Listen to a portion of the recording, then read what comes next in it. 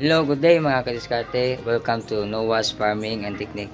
For today's video ay gagawa po tayo ng video sa paglagay ng balag ng ating mga pananim na talong kasi dito sa amin ngayon ay napakahangin po ng ating panahon at ang mga talong na ating mga pananim ay nag-umpisa ng matumba at sa tingin natin ay kailangan talaga nating lagyan ng mga balag kasi tumatangkad na rin sila.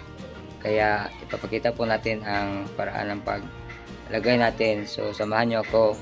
Let's go! So bali ito ng update ng ating mga talong. At may ibang nag-upisa ng matumba dahil sa hangin.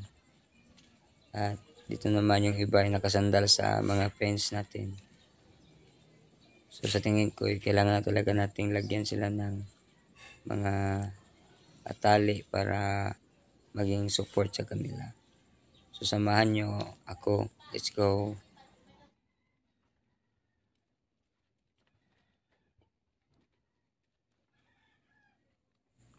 So bali ito na yung mga kahoy na nakuha natin at di gaya ng ibang ginagamit sa pagbabalag ay maiikli lang yung kahoy na gagamitin natin. Since hindi naman tayo nagpapalit ng mga pananim, di gaya ng ibang farm na gumagamit sila ng mahabang mga stick pang balag kasi minsan nagpapalit sila ng mga pananim gaya ng ampalaya or di kaya sitaw or pipino. Pero sa ating case ay hindi naman tayo nagpapalit ng ating mga pananim. So, pwede lang na itong maikling kahoy lang yung ating gagamitin. So, gumawa tayo ng tulis sa isang bahagi para mas madali natin silang ibaon sa lupa. Matapos natin lagyan ng mga tulis ay umpisa natin itong ibaon sa lupa. So, gumamit lang tayo ng kahit anong pamalo para madiin natin sa ilalim yung mga kahoy para maging matibay siya.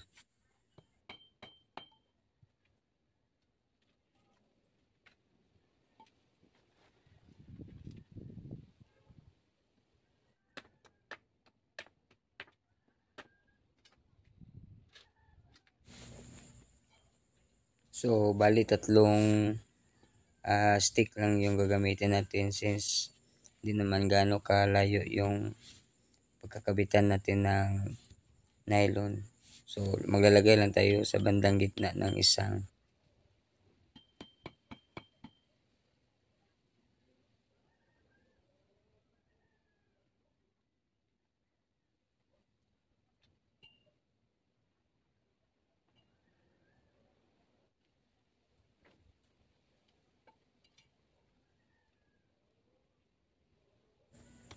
At bali isa din sa bandang dulo.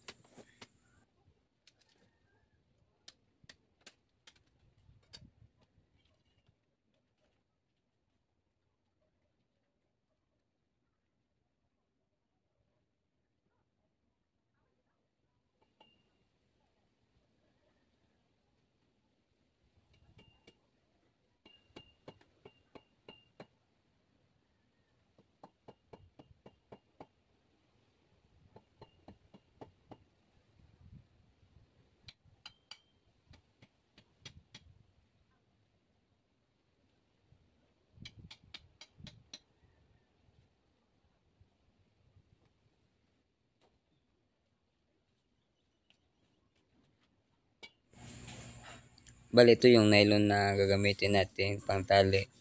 So, pagdudugtungin lang natin to galing sa kabilang poste at kakabit natin sa gitna at dito sa bandang dulo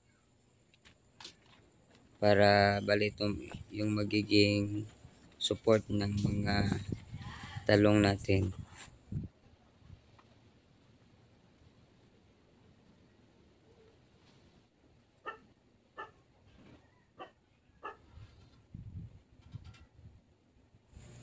Sa paggawa pala ng mga poste na ating pagtatalian ng ating mga nylon ay siguraduhin nating matibay ito kasi dapat matibay yung poste kasi hila natin para hindi siya matumba.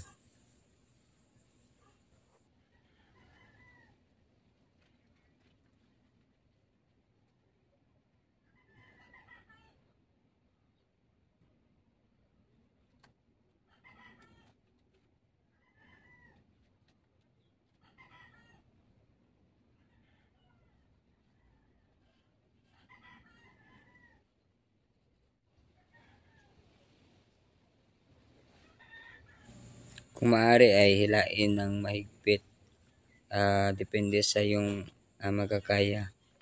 Ang sa ganun ay kung sakaling sasandal yung mga pananim nating talong ay hindi ito matutumba.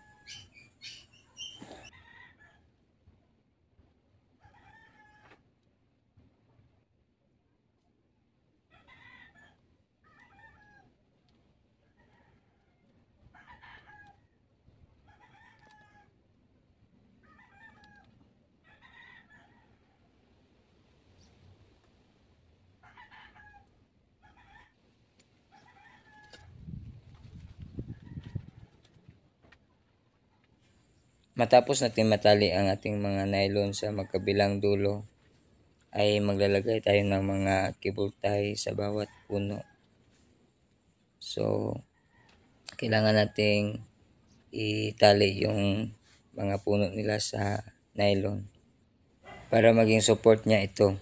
Mayroon tayong mabibiling mga pangtali sa puno ng mga halaman sa online, pero sa ating case ay wala tayo, kaya yung gagamitin na lang natin ay yung mga cable tie. So wag lang nating higpitan masyado. So, luwagan lang natin ang paglagay ng ating mga cable tie. Yung tama lang na hindi siya dumulas sa ating mga nylon.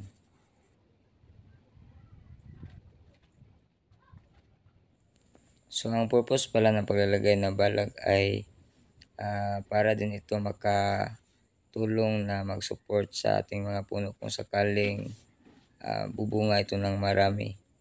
At kung kailangan magdagdag tayo ng ibang mga nylon sa magkabilang gilid pangsangga sa kanyang mga stem, ay maglalagay tayo next time. At sa ngayon ay lalagyan lang muna natin yung pinakapuno niya.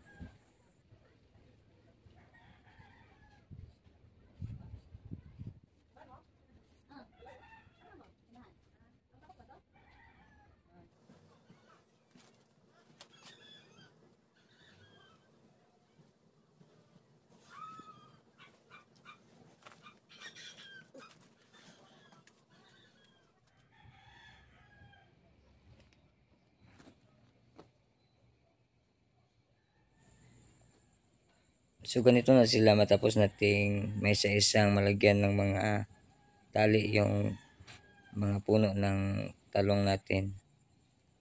So naibalik na natin sa dating ayos niya. At balak din natin maglagay ng mga fertilizer pagkatapos nito.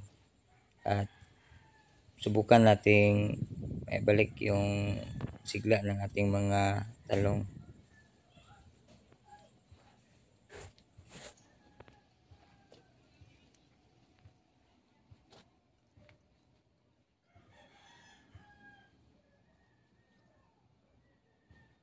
Tapos nating lagyan ng balag ating mga pananim na talong at medyo mahangin pa rin hanggang sa ngayon, at i-observe natin bukas kung ano ang epekto ng mga nilagay nating balag at kung nakatulong ba ito sa ating mga pananim na hindi sila matumba. At sana ay maging epektibo ito para sa ating mga pananim. Nalagay din tayo ng mga fertilizer para masuportaan yung pamumulaklak niya. At hanggang dito na lang tayo.